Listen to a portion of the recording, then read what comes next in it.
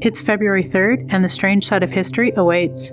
Today, we have voices lost to the sky, a distant world touched for the first time, and a city consumed by brutality. Let's begin. On February 3rd, 1959, the sky over Iowa carried more than silence. It carried the end of an era. After a crowded performance in the Surf Ballroom in Clear Lake, 3 young musicians boarded a small plane, desperate to escape the brutal winter roads and reach their next show.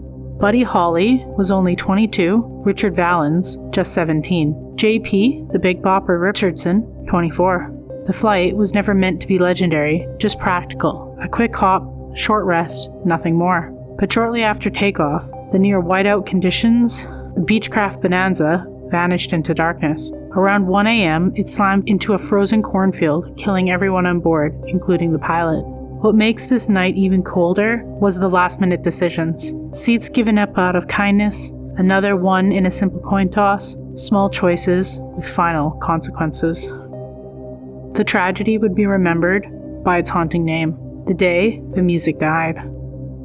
On February 3rd, 1966, something small, silent, and man-made touched the surface of another world for the very first time. After days of drifting through the cold, empty space, the Soviet spacecraft Luna 9 descended towards the moon's shadowed face. For years, scientists feared what had waited below, that the lunar surface was nothing more than a deep ocean of dust, capable of swallowing any craft that dare land on it. As Luna 9 fell, there was no way to stop it, only hope. In a last moment, airbags deployed, and the capsule slammed into the moon at nearly 22 kilometers per hour, then bounced and rolled before coming to a rest in the ocean of storms. Against all expectations, Luna 9 survived. Hours later, it had transmitted the first panoramic images ever taken from the moon's surface, revealing solid ground, scattered rocks, and an alien horizon under a black sky. In that quiet moment, humanity learned the moon could be touched, and that one day, footsteps would follow. On February 3rd, 1945, as Allied forces pushed into Manila, the city's long-awaited liberation turned into a descent into terror. Trapped inside the capital, Japanese naval troops under Sanji Iwabuchi refused to retreat. Instead, they chose annihilation. Orders spread through the ruins. Civilians were no longer civilians. Entire neighborhoods became targets. Within hours, families hiding in homes, schools, and churches were rounded up and executed.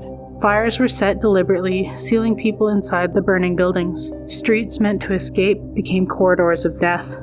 For nearly a month, Manila was systematically destroyed. By the time the fighting ended, much of the city lay in ash and its historical heart erased. More than 100,000 civilians were dead. After the war, responsibility was assigned, trials were held, and sentences carried out. But the silence left behind in the empty streets and missing generations became Manila's true memorial. Another day, another strange bite from history.